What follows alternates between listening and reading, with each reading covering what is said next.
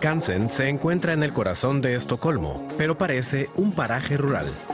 En ningún lugar de Suecia tiene más arraigo la celebración del solsticio de verano. Miles de personas visitan todos los años el mayor museo al aire libre del mundo durante el fin de semana del Midsummer. Turistas y gente de Estocolmo aprecian un evento tan respetuoso con las tradiciones.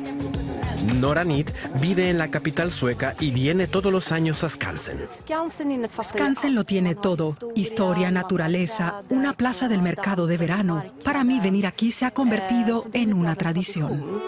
Los bailes en torno al Maestong son el eje central de las celebraciones. Se danza y canta hasta bien entrada la noche. Para los suecos, con el solsticio da comienzo el verano.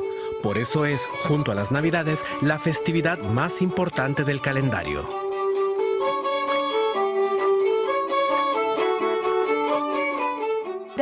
Se trata de celebrar el solsticio de verano, el día más largo del año. Con la fiesta queremos simbolizar la alegría de vivir. El baile, el ambiente, es una sensación maravillosa. Esta noche tan especial incluye todo tipo de accesorios como diademas de flores naturales, por supuesto, hechas por uno mismo. En Skansen te enseñan cómo trenzar las guirnaldas y el curso tiene gran popularidad.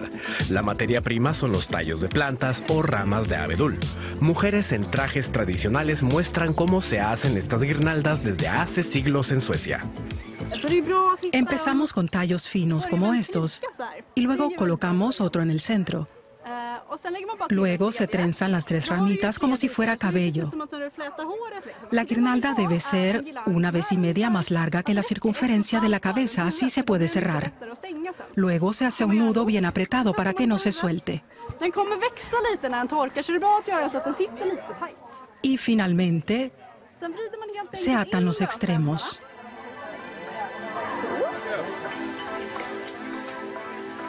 Entre las ramas se ponen las flores que uno quiera y ya está listo el tocado más antiguo del mundo, pero que sigue estando de moda. Desde el comienzo de la humanidad, las mujeres han decorado su pelo. Algunas guirnaldas, como las de la artista mexicana Frida Kahlo, pasaron incluso a la historia del arte.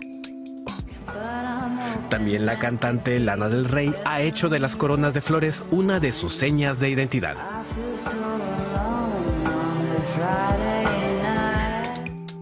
Las marcas de moda, por su parte, también descubrieron el valor decorativo de las flores en el pelo. La firma francesa Comme des Garçons las emplea incluso en hombres. Y la cadena de moda H&M las vende de plástico para festivales y fiestas. También para bodas se ofrecen todo tipo de guirnaldas y tocados de flores. En varias páginas de internet se enseña cómo crearlas.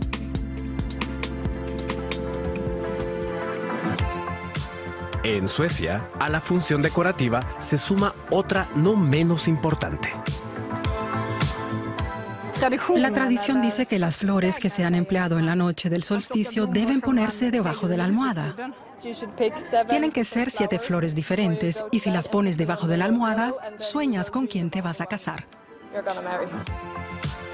Una superstición como otra cualquiera, dirían los escépticos, pero muchas suecas aseguran que es verdad, porque, según dicen, en la noche más corta del año puede pasar cualquier cosa.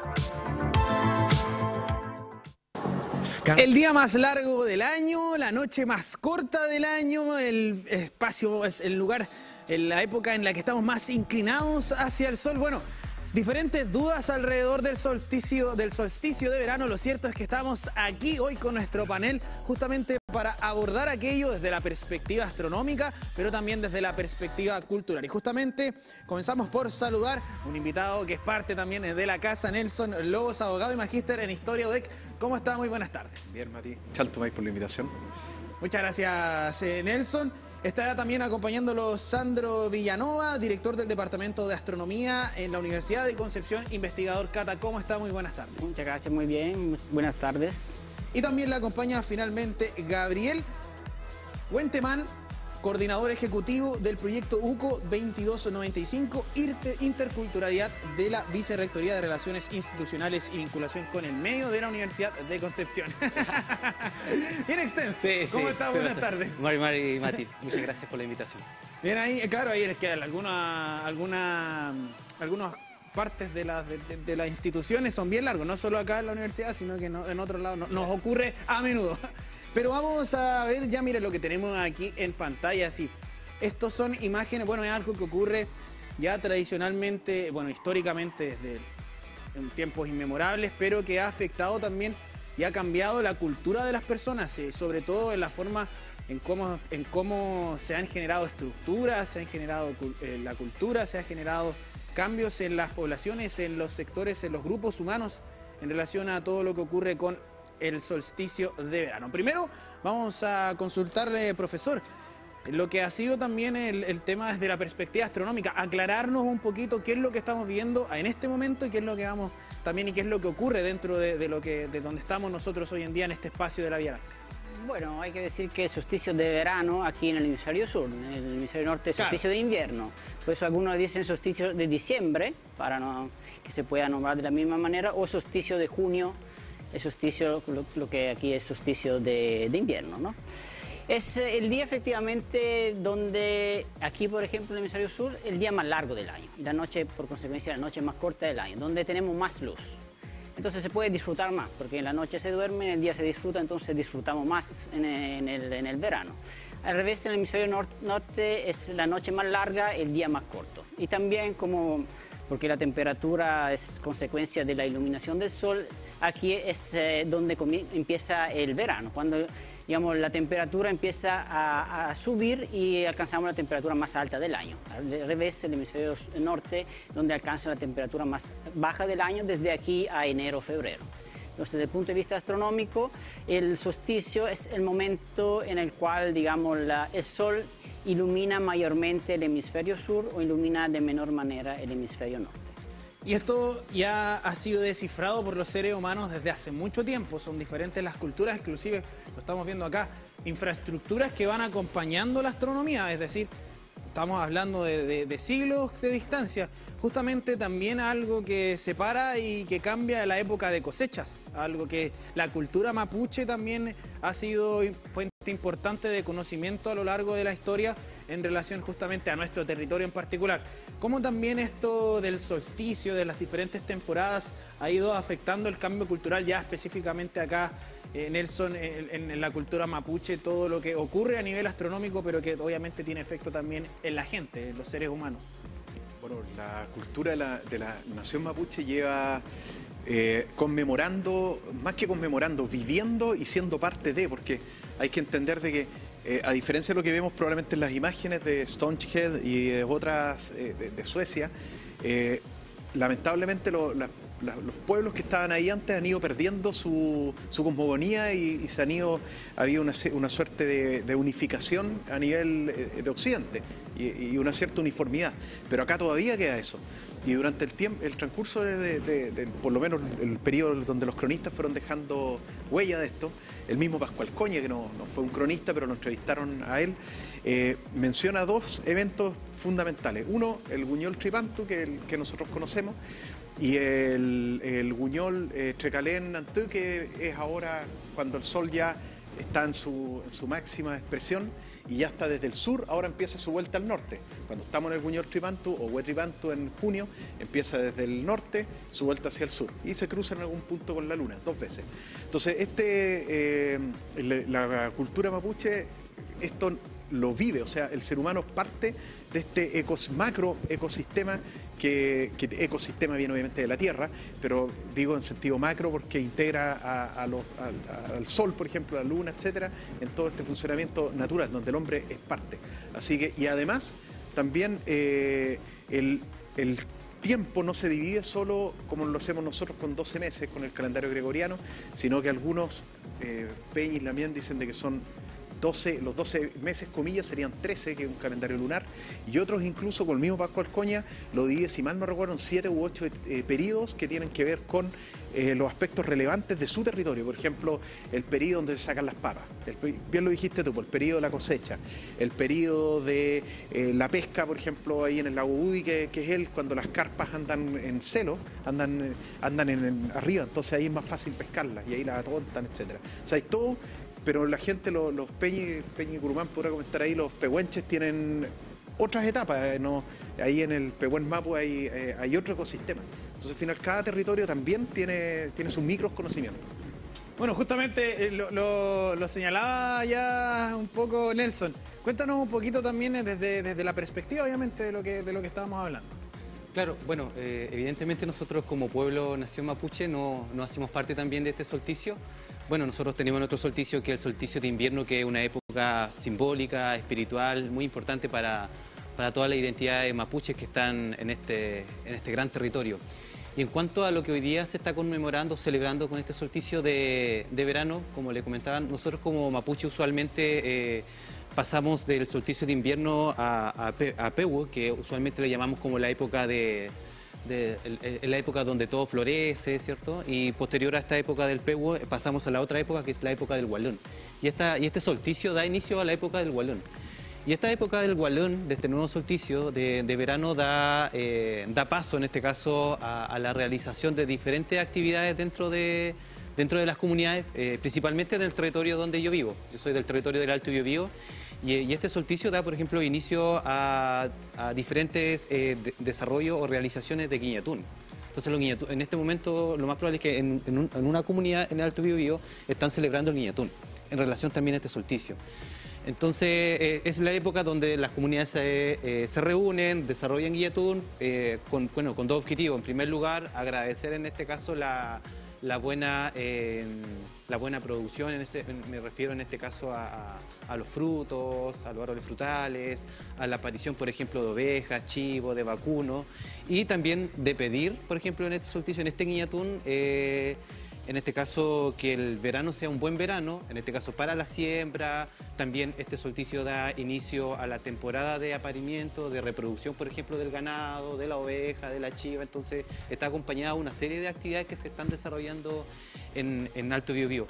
Algo que yo siempre me acuerdo en relación a este solsticio, que mi abuelo lo tiene muy marcado dentro de su práctica, que es que cuando llegaba, por ejemplo, el Año Nuevo, por ejemplo, él lo que hacía que cuando se celebra el Año Nuevo y posterior al Año Nuevo, él hace una práctica que se llama el Raquín Quillén o el Raquín Anteu. Y el Raquín Quillén él lo practicaba en que, por ejemplo, el primer día de enero es enero.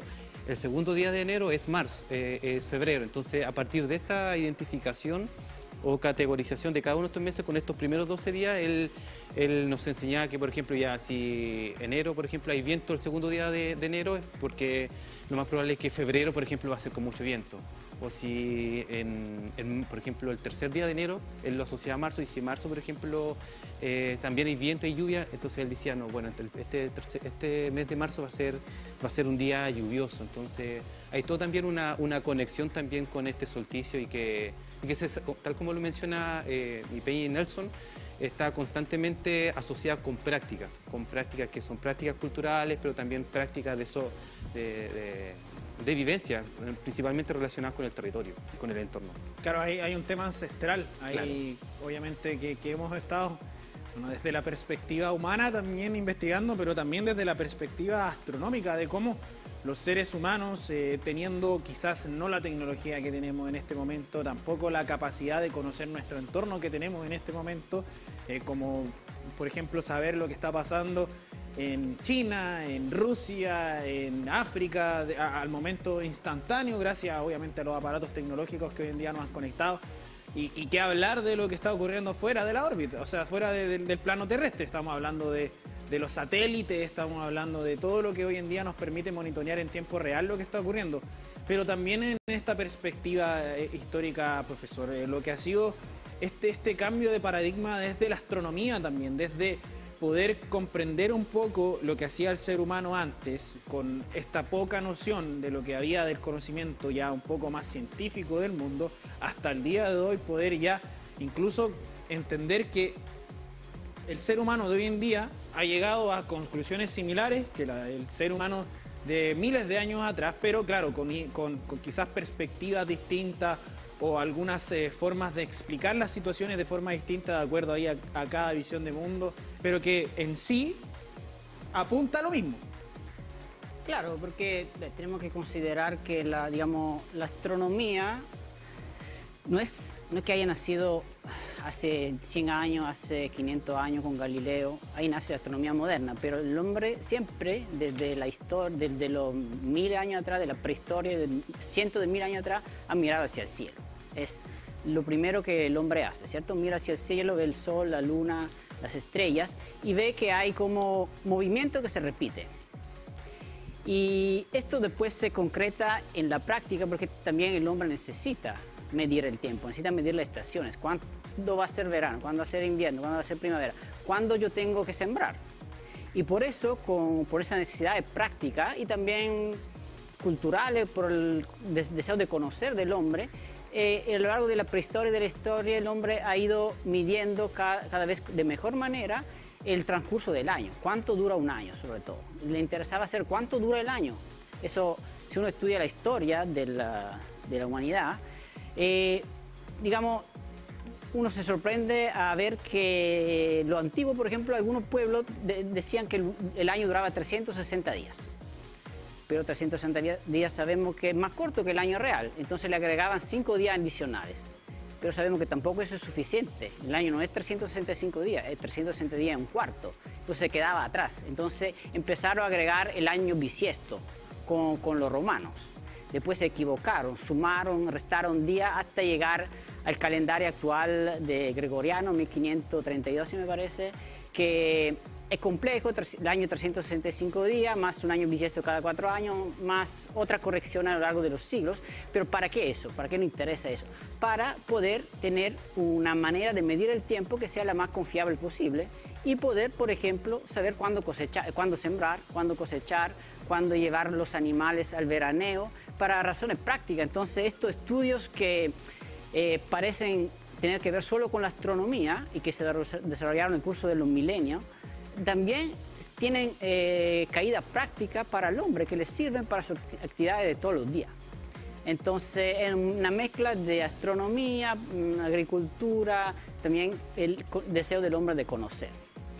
Claro, parte ahí del ser humano esta búsqueda, claro, búsqueda del conocimiento, la búsqueda de conocer el mundo, de comprender lo que nos rodea, que es parte también de este evento, en realidad como los eventos astronómicos, ahora que estamos en este tema del solsticio más que nada, porque obviamente hay otras temáticas, pero algunos eventos astronómicos son parte de las culturas, justamente lo que hemos estado hablando, por ejemplo, el tema de los eclipses, siempre asociado también a diferentes, obviamente, partes o situaciones que van ocurriendo dentro de un periodo de tiempo o cíclicas, pero que también se le han otorgado características especiales en diferentes lugares del mundo.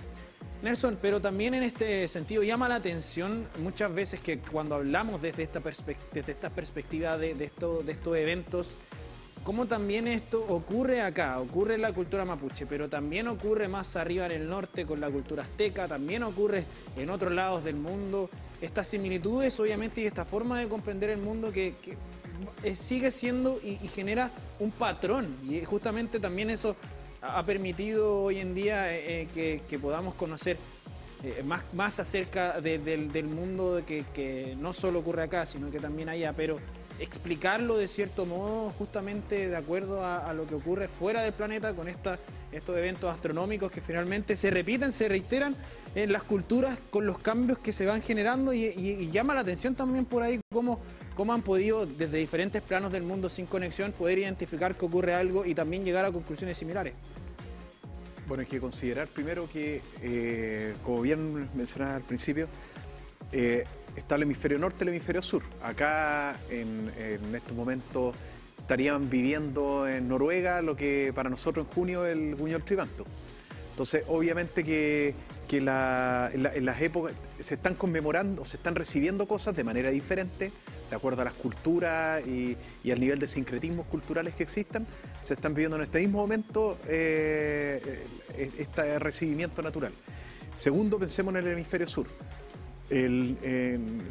Los quichuas, yo no conozco mucho la historia ni la cultura de los quichuas por si acaso, o los aymara, pero ellos reciben también el Huñol Tripantu a mitad de año, también lo celebran a su forma. El Inti Raymi le dicen los quichuas. Incluso en Cusco se hace una celebración con el Inca, bueno, no hay Inca, pero hay alguien que representa al Inca. Se hacen danzas, se hace algo bien bonito que es turístico en realidad, pero hacen ese recibimiento, no obstante que en las comunidades allá los quichuas también lo reciben a su forma, de acuerdo a cómo ha ido siendo su desarrollo cultural y de acuerdo al contexto del territorio. Acá pasa lo mismo, en el periodo ahora de invierno del Tuwayantu, que también se llama así este proceso, las comunidades particularmente los territorios los van recibiendo de acuerdo a, y que te lo explicaba delante, a su situación geográfica. Entonces, y normalmente como reuniones familiares, a diferencia del Huñol Tripantu, que hoy en día, o Hue Tripantu para las personas en la casa, que es mal llamado Año Nuevo Mapuche, que las personas lo reciben de manera comunitaria.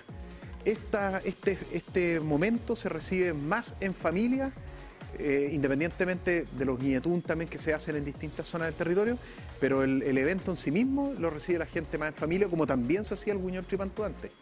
Pero ¿cuál es la diferencia en términos de la forma incluso ritual de recibirlo? Que el Hue Tripantu comenzó a hacerse masivo en los años 85 más o menos por los centros culturales de Temuco en el Cerro Ñelol, como una respuesta a todo el proceso que había con el decreto ley 2567, si mal no recuerdo, donde se ponía término a las comunidades. Entonces una forma pero eso fue el 78, pero una forma de responder a eso, en ese proceso se empieza a recibir este Huñol Tripantu como una forma también de diferenciarse de nosotros, pues, los chilenos, que celebramos, entre comillas, y los que son cercanos al catolicismo, San Juan.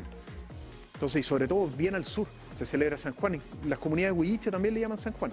Y acá se empieza a hacer como Hue Tripantu, se le pone ese nombre, que es el Huñol Tripantu. Y ahí se empiezan a hacer después ñetún. Hoy en día tú tienes ñetún o reuniones comunitarias que tienen todas las formas de un ñetún, donde a veces las puede dirigir un lonco, las puede dirigir un machi, depende del territorio.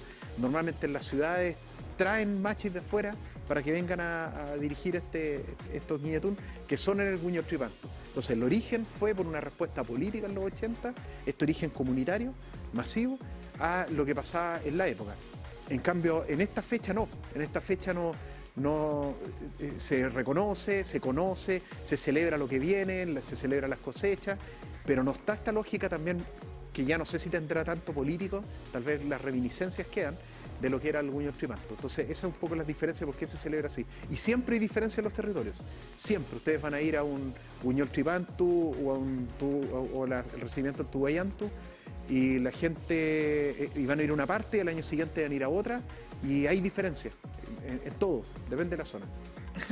Es importante conocer, bueno, el contexto también, no es solo, claro, hay hartas cosas que confluyen alrededor, el entorno, bueno, ahí el tema de la política, sobre todo en esa perspectiva, es importante conocer también un poco historia de lo que ha ocurrido en relación a todas estas conmemoraciones que se celebran dentro de las comunidades, dentro del pueblo, en este caso el pueblo Huinca, también en general, en todo el mundo en realidad, es una tradición. Y esto es parte de, bueno, lo hemos hablado, son dos solsticios en general, el de invierno, el de verano, depende, bueno, se intercambia de acuerdo en qué lado del hemisferio esté, en qué periodo del año.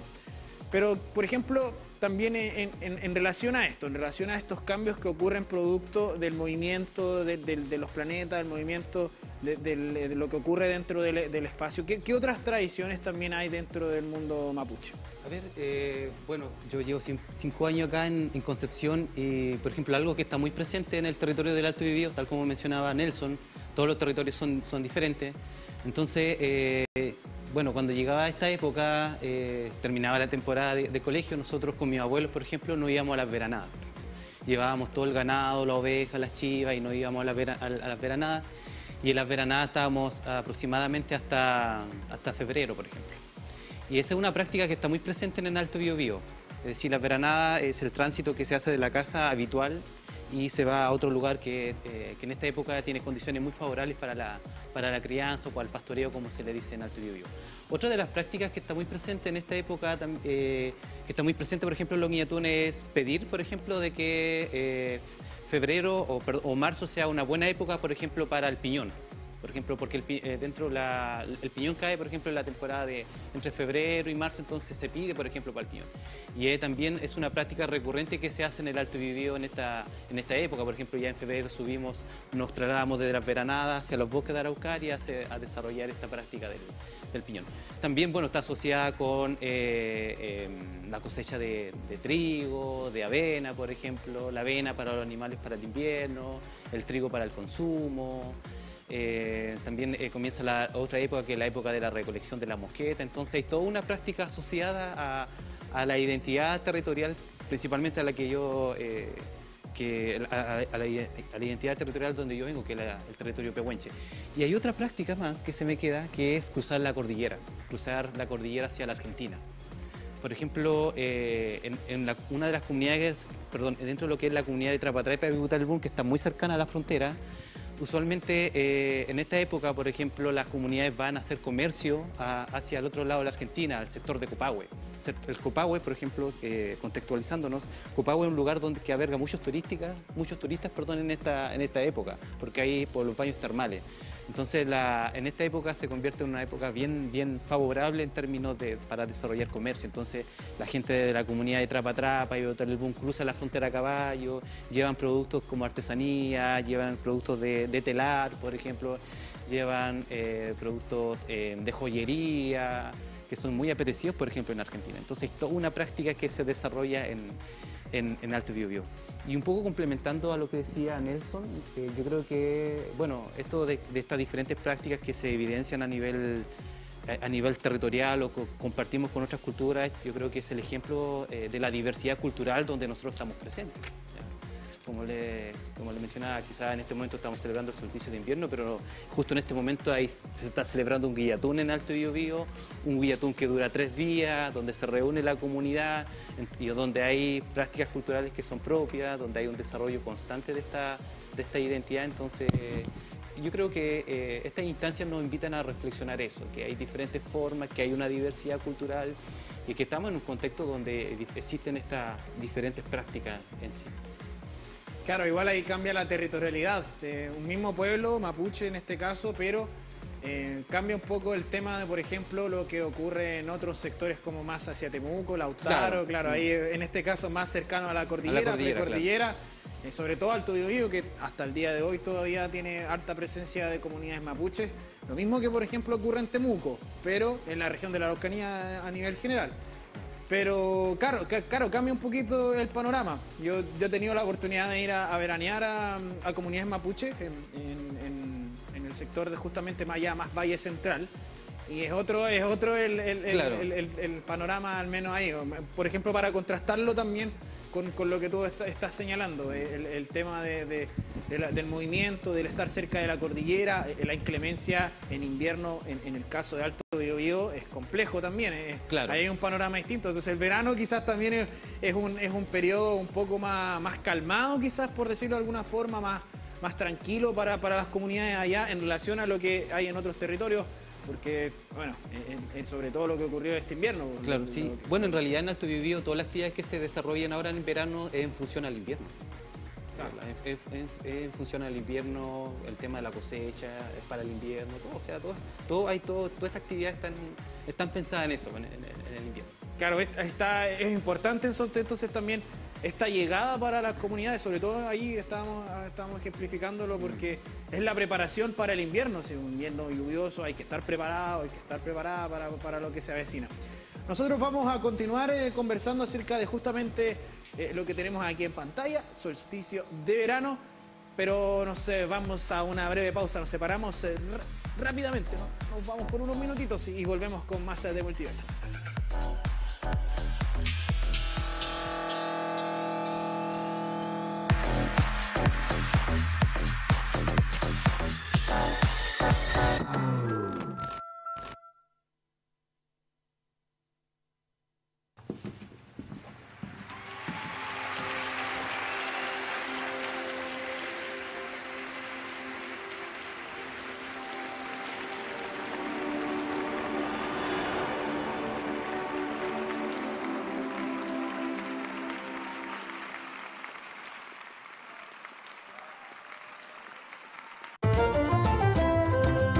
Todas las obras, principalmente muralistas, está la presencia de la mujer. Yo no solamente veo una mujer que va en bicicleta, sino que el carácter de mi madre. Este mural de Julio Escames es uno de esos tesoros ocultos que tenemos en Concepción. Una colección de piezas de arte que va más allá de la pintura, en este caso de los murales. Cómo esta historia de los salesianos con Concepción está asociada al desarrollo arquitectónico y por supuesto también artístico. Esto es como la representación de la medicina. María Marner, una de las mujeres más importantes de la historia del arte chileno. Que cuando uno viene caminando, aparece esto, queda bastante impresionado. Los murales y las intervenciones, como que vas caminando por un lugar X y de repente aparece un mural. Ciudad Mural, este viernes, 21:30 horas, a través de TVU y sus multiplataformas. Conéctate con lo que está pasando a tu alrededor.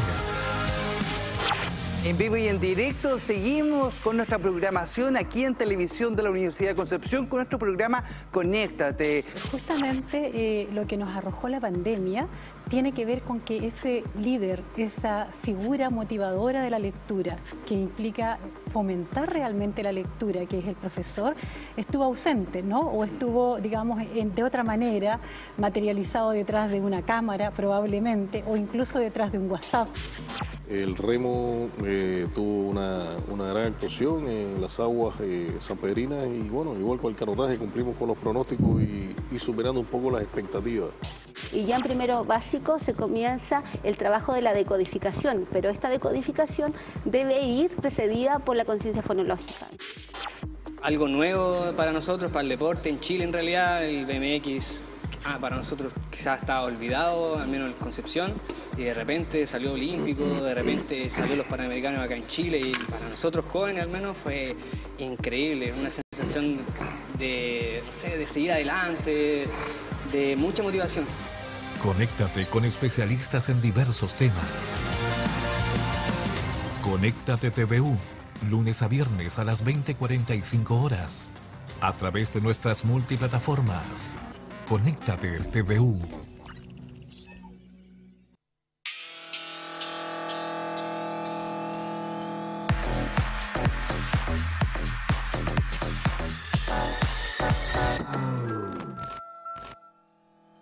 Volvemos con más de Multiversos para continuar hablando acerca del solsticio de verano y todo lo que se genera en el país y también en el mundo.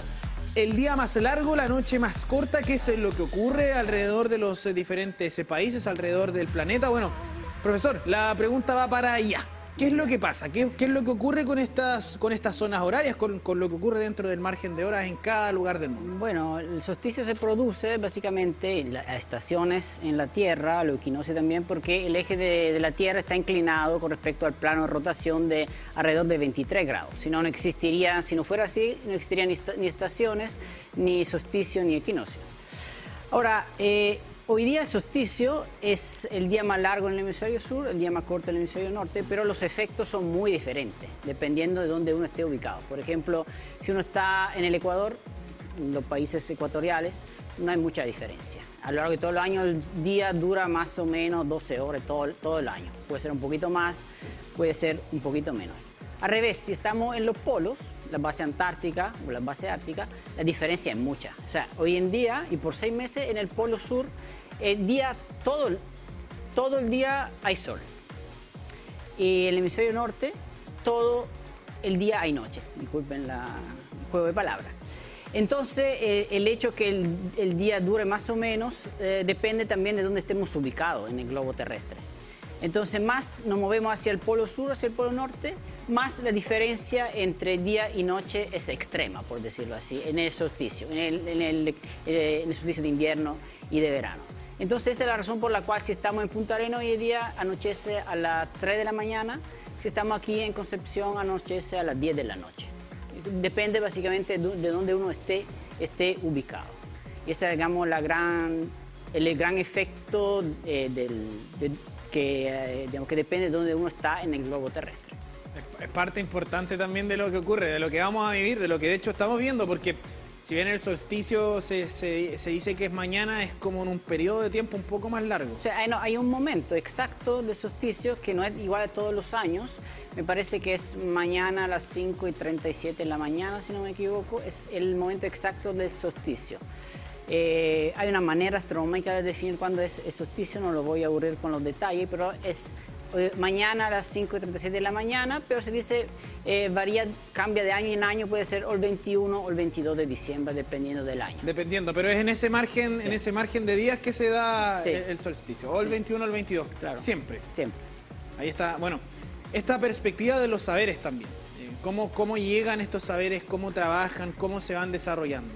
Claro, yo creo que el mensaje que tanto a las diferentes perspectivas que hoy día existen en cuanto a esta interpretación de este solsticio, creo que es una invitación también de este diálogo de saberes que tiene que existir frente a este pensamiento quizás más científico, pero con un pensamiento que también está muy presente dentro de las comunidades y dentro de la cultura. Lo que no limita que, en este caso, que los pueblos originarios no hayan desarrollado ciencia. O sea, siempre discutimos estos conceptos que los pueblos originarios sí construyeron ciencia a partir de esta relación que desarrollaron nuestra gente, nuestros antepasados, esta relación de la observación, por ejemplo, con el sol, los nombres que, por ejemplo, tiene la luna desde el mundo mapuche, también obedece a ciertas prácticas también que es ciencia. Es ciencia, la identificación, por ejemplo, de estrellas, de ciertos astros que están muy presentes en el universo, y yo creo que eso es súper importante relevar, ya que los pueblos originarios también han construido ciencia, y creo que el análisis de estos espacios, de lo que hoy día se está conversando, creo que también la invitación de eso, de que dentro de los pueblos originarios también hay conocimiento, hay otra forma de cómo se relaciona o se interpreta o se reconoce a esta temporalidad, y que dialogan súper bien con la ciencia. Yo creo que eso es súper importante, ¿ya? Y bueno, la invitación es esa. Yo creo que evidentemente, como mencionaba Peña y Nelson, el saber de los pueblos originarios, producto en este caso de estos procesos de colonialismo también, ¿cierto? De este pensamiento más eurocentrista que se ha instalado dentro o sobre los pueblos originarios, también ha constituido el desplazamiento, en este caso, de ciertos saberes o de ciertos conocimientos que en algunos momentos se le ha denominado, por ejemplo, conocimientos que son conocimientos no válidos, por ejemplo, ciencia no válida, o se constituye esta línea de abismal, por ejemplo, de que todo lo que es ciencia, todo este pensamiento eurocentrista es conocimiento válido, mientras que el pensamiento, en este caso de los pueblos originarios, no es un pensamiento válido. Entonces yo creo que es súper importante también continuar esta discusión e invitar de alguna forma a dialogar estos saberes, ¿ya? Que el saber de los pueblos originarios no es un saber banal, sino que es un saber también que se constituye también a partir de ciencias que han desarrollado los pueblos, por ejemplo, que está muy presente la simbología. El cultrún, por ejemplo, no es una casualidad que el cultrún sea redondo, por ejemplo, que es un elemento importante para la cultura mapuche, sino que también hay una representación astronómica, por ejemplo, de cómo se relaciona la Tierra con el universo, el tema de los instrumentos, por ejemplo, el tema de la joyería. Entonces hay toda una ciencia plasmada también que está muy presente dentro del mundo mapuche, y que también incluso está muy presente de las otras culturas que están en América Latina, es decir, de los pueblos originarios. Entonces yo creo que eso tiene que ser la invitación, a que estas ciencias tienen que dialogar, estos saberes. Por ahí el rescate de la perspectiva histórica también es clave. Quería complementar lo que decía mi Peña ahí, porque la perspectiva de la cultura mapuche histórica tiene un enfoque estrictamente material, y hasta el día de hoy, material, si queremos decirlo, científico occidental, lo concreto, lo que está aquí, lo que se palpa, lo que puedes ver con un telescopio, lo que puedes medir, pero también está el aspecto espiritual. Y me gustó el ejemplo del cultrún, porque el cultrún representa lo que es la Tierra. O sea, no se trata aquí de competir, pero cuando había una discusión si la Tierra era redonda o cuadrada, ya los mapuches sabían que era redonda, y probablemente muchas otras culturas, pero también lo sabían, y es que ni siquiera se conocían con la cultura judeo-cristiana europea. Pero luego que la cultura judeo-cristiana europea se hegemoniza a nivel mundial, las demás desaparecen, por más avanzadas que hayan sido. Hay casos, pero donde se quemaron, por ejemplo, en el Tahuantinsuyo, en el Imperio del Inca, quemaron los quipu que eran los mensajes que contenían información de distinto tipo, desde las dinastías, historia, hasta conocimiento científico, fue ordenado quemarlo porque era probablemente herejía.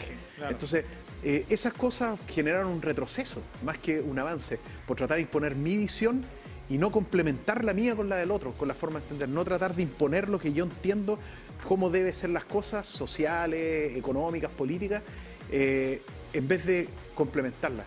Entonces ahí tú tienes un problema y en ese sentido. Entonces el Kulturm representa lo material, pero también representa lo espiritual. Porque tú no ves la nación mapuche, los que siguen la cosmogonía, porque también hay mapuches que no siguen su propia cosmogonía, sino son cristianos, por ejemplo, o son agnósticos, etc.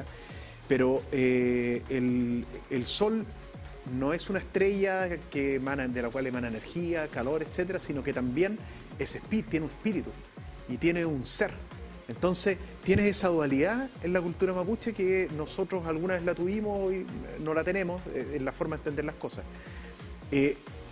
Lo otro que mencionó el Peñi, que también quiero complementar y que comparto mucho, que lo occidental, lo hispano nuestro, como hispanos chilenos, es válido, pero lo de los mapuches son creencias ignorantes en el fondo. Si miramos las constelaciones, ¿qué constelaciones enseñan? Cuando sí es que se enseña, no sé si se enseñará todavía en el colegio a los niños, la de Sagitario, la de Capricornio. ¿Y por qué no enseñan la constelación del Luán, por ejemplo, del Guanaco? Y en vez de enseñar las constelaciones de otras culturas y otros pueblos, no se enseña las constelaciones que tiene el pueblo mapuche o los aymara. Los mapuches tienen la de la huella del ñandú, la Punón Choique. Tienen hay otra donde hay un cazador con la boreadora detrás de un choique, el choique del ñandú. O sea, hay una carreta de bueyes que se va tirando también en el cielo, los mansún, que son los bueyes que están juntos, y todo eso se ve. Eso, las constelaciones la hablamos con Ricardo de Marco, también académico y colega aquí, que él me decía que eran porque no es materia mía, él me lo explicó él, así que no me voy a atribuir sus conocimientos aquí, pero que son creaciones culturales las constelaciones. Lo que cada cultura ve, en el fondo, son el reflejo de sí mismo en el cielo. Sagitario, Aries, y con los mapuches lo mismo. Pero ¿por qué los chilenos, que yo no tengo problema en... que si hay un problema en Chile, que renegamos nuestro origen español y nuestra cultura española, yo personalmente no tengo problema y creo que firmemente que somos principalmente hispanos nosotros, con rasgos mapuche, aymara, pero somos troncalmente españoles y nos negamos a eso, porque así nos educaron desde el periodo de la independencia, porque era políticamente otra vez necesario hacerlo, desvincularse de la matriz. Pero ¿por qué no enseñamos las constelaciones de los mapuches en el colegio? Si al final es una expresión cultural, no estamos discutiendo de temas científicos ahí necesariamente. Y eso te da una identidad. Y no, eso se niega. O ni siquiera interesa, no es tema. La medicina mapuche, que ha ido tomando bastante fuerza, otra vez tenemos la dualidad ahí, donde el machi, el aguantufe es el yerbatero, o el curandero en ese sentido, y la machi ve cosas que también son espirituales, pero también puede hacer ese trabajo. Y la labor de, voy a decir comillas, el médico mapuche es una labor concreta como la del médico chileno, que ve una herida y la sana aplicando un remedio o una hierba, etc. Pero también tiene una perspectiva espiritual el machi, porque hay enfermedades que no son necesariamente enfermedades que tienen que ver con lo material, sino con lo espiritual, donde alguien te hizo un mal, que otra vez alguien va a decir, son ignorancia. El mundo evangélico también lo ve así, también ve, pero no, obviamente no le da el enfoque de la espiritualidad mapuche, pero le da un enfoque que el demonio, que también hay un mal. O sea, hay enfermedades que son inexplicables para los médicos, como los quichucutrán de los machis, que cuando se están empezando a preparar para ser machis, hay enfermedades inexplicables, y conozco algunos casos, que obviamente no voy a dar nombres, de personas que se enferman inexplicablemente, los médicos no saben cómo diagnosticarlo, van a donde un machi, el machi le dice, lo que hace, tú tienes un llamado para ser machi, como no lo sabías, si te niegas, te ocurren tal y cual cosa. Y van otra vez al hospital, se niegan, pues si ser machi es muy duro, hasta que al final asumen como machi o empiezan a comillas, a estudiar, a prepararse, se acaba la enfermedad. Esas son cosas que no hay explicación y que muchos se ríen y se burlan. Entonces esa es la incapacidad que lamentablemente tenemos, no hoy aquí, en todo el mundo, estamos llenos de guerras por lo mismo, de poder entendernos entre las culturas y poder construir juntos y complementándonos y también dejándonos nuestros espacios para tener lo propio. Entonces, Raya para la Suma, la cultura mapuche es, en este tipo de cosas, ve el aspecto concreto de que estamos en este periodo del año donde vienen las cosechas, donde vienen todos los fenómenos naturales que se producen en otros fenómenos concretos naturales, como la germinación de hierbas, etc. Pero también tiene los aspectos espirituales, donde el sol viene hacia el norte, hacia el norte, de nuevo y se genera toda la parte cosmogónica. Bueno, harto que se genera alrededor de esto. Bueno, me quedo, bueno, en parte, obviamente, con todo lo que se ha conversado, pero me llama la atención en particular eso que el tema del cultural, del tema, nosotros lo hemos abordado en otros espacios también de conversación, lo que significa para cada sociedad, para cada cultura, el tema de la simbolización de cada una de las cosas, cómo nosotros pensamos, qué significa algo. Por ejemplo, para poder ponerlo en perspectiva, el disco pare. Si nosotros le ponemos un disco pare y usted va manejando, eso significa que tiene que detenerse. ¿Pero por qué? Porque nosotros a la imagen del letrero símbolo pare y el texto que diga P-A-R-E, nosotros le asociamos mentalmente que eso significa detenerse. Lo mismo con el semáforo. Verde, avanzar, amarillo, precaución y el rojo también detenerse. Amarillo es precaución, no es avance más rápido. Esa es precaución. Entonces, claro, lo mismo desde esta perspectiva de lo que estamos hablando ocurre con la mirada hacia las estrellas. O sea, es una construcción de la realidad que se hace en base a desde qué mundo la estamos mirando. En este caso, desde el mundo mapuche, con lo que acabamos de mencionar. En otro caso, con el mundo europeo. En otro caso, puede ser con el mundo occidental, con el mundo chino, con el mundo asiático. O sea, podemos cambiar con el mundo oriental, bien digo, no occidental, oriental. Podemos cambiar el paradigma, la visión de mundo y esto va a cambiar. Pero eso es parte también.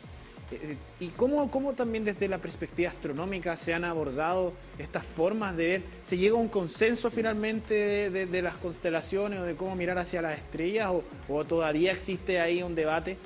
No, o sea, más que nada las constelaciones son definidas, como decía mi colega, por cada pueblo. Cada pueblo ve figura en las estrellas y las define. Las que usamos normalmente nosotros fueron definidas por los griegos, vienen de la antigua Grecia. Pero los mapuches tienen su propia definición de constelaciones, los chinos tienen su propia definición de constelaciones. Las constelaciones son algo culturales. Entonces, no es que una constelación sea mejor que la otra, son definidas por cada cultura de su manera.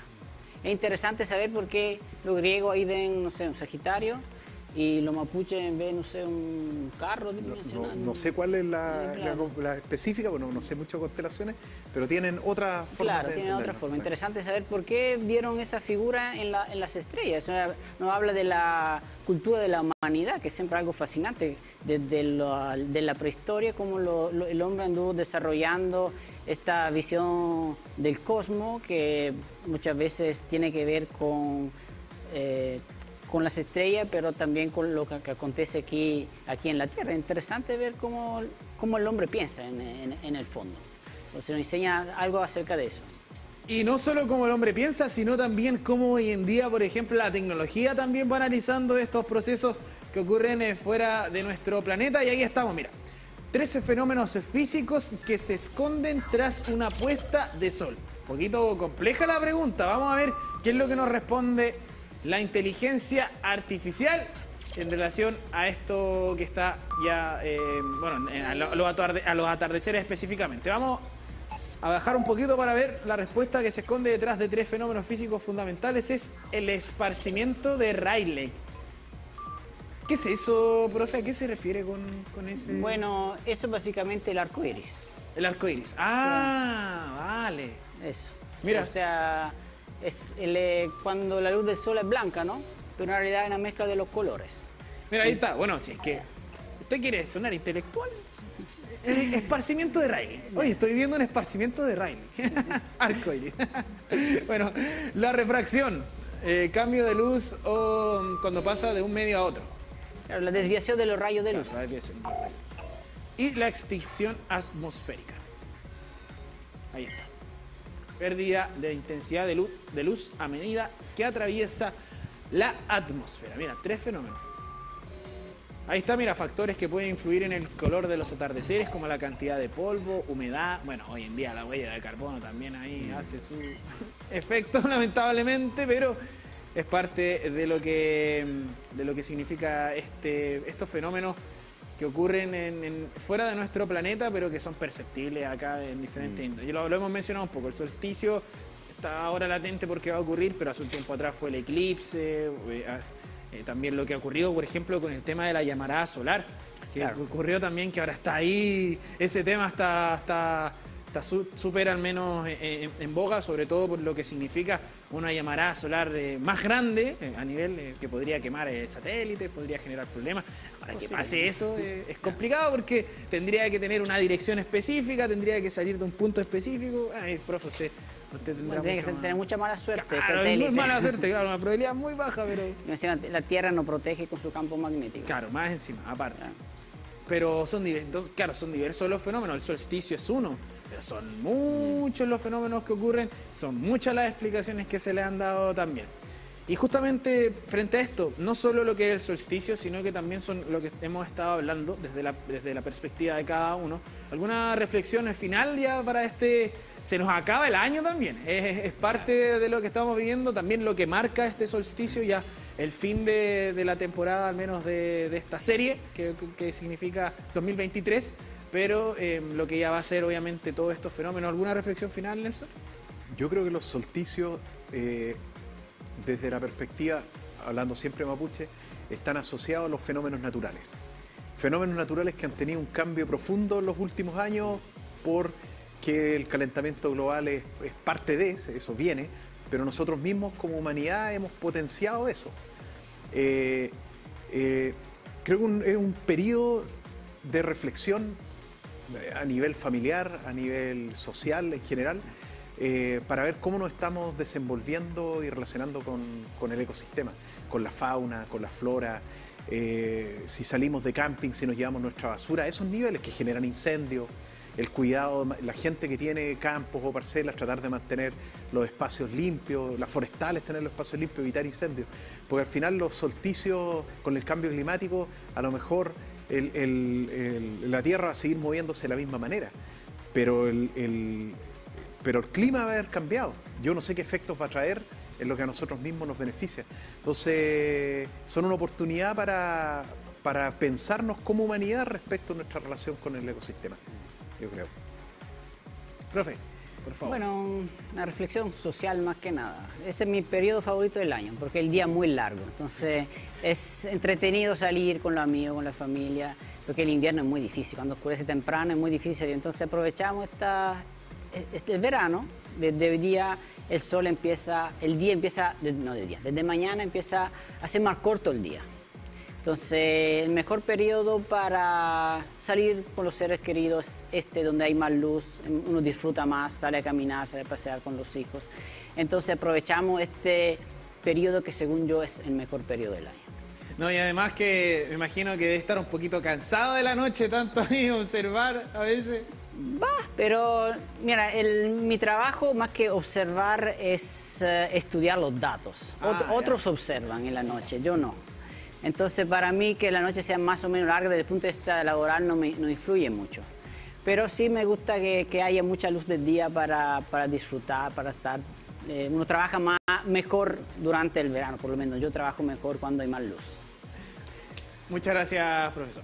Sí, bueno, complementar con lo que mencionaba Nelson. Yo ayer me comuniqué con un familiar de mi territorio, de mi comunidad, y me quedó marcada una palabra que me dijo Hualón Quichilelay.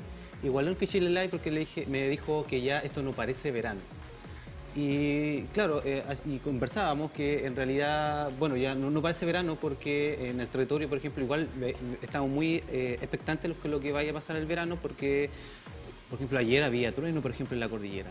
estuvo cayendo granizo. Entonces son situaciones que no están muy familiarizadas con el territorio y que de alguna forma afectan, por ejemplo, el tema de la siembra, por ejemplo, que hay lluvias que no son muy bienvenidas, entonces, y eso igual es producto a ciertas consecuencias de que las personas hemos contribuido al desgaste también de la madre tierra, o sea, la contaminación, el tema del hecho de botar basura, el tema de los monocultivos también que están muy presentes en el territorio. Entonces yo creo que nuevamente la invitación, al igual que el Huachipanto, la invitación tiene que ser una invitación social, a toda cultura, a toda persona a tomar conciencia en el cuidado del respeto del agua, la protección del medio ambiente, la protección de las plantas, de los árboles, o sea, cuidar el espacio donde nosotros estamos. O sea, creo que eso es súper importante. Ese es como uno de los mensajes que constantemente yo creo que los mapuches en nuestra declaración de principios nos vamos a renunciar, o sea, el cuidado y el respeto por la tierra. Eso. Bueno, es parte de lo que lo hablamos también un poquito, la huella de carbono, bueno, con los fenómenos físicos, lamentablemente el cambio climático, bueno, lo hemos mencionado, para que la gente también en su casa lo sepa. Somos la única especie en la historia del planeta que ha aumentado la temperatura producto de lo que se ha realizado. Un grado, pero es algo histórico, es algo que es algo que lamentablemente tenemos que cambiar y ahí obviamente tenemos mucho trabajo que hacer hacia el futuro. Le agradecemos a los 13 por estar junto a nosotros, que disfruten el solsticio de verano, ahí para que salgan con la familia y puedan compartir una tarde agradable. Esperemos que nos sorprenda con un día soleado, nunca lo sabremos acá porque de un momento a otro aparece una nube, pero o lluvia o cualquier tipo de cambio climatológico, pero le agradecemos a los tres. Muchas gracias por estar con nosotros. Gracias a ustedes por la invitación. Y nos vamos a una breve pausa y ya regresamos con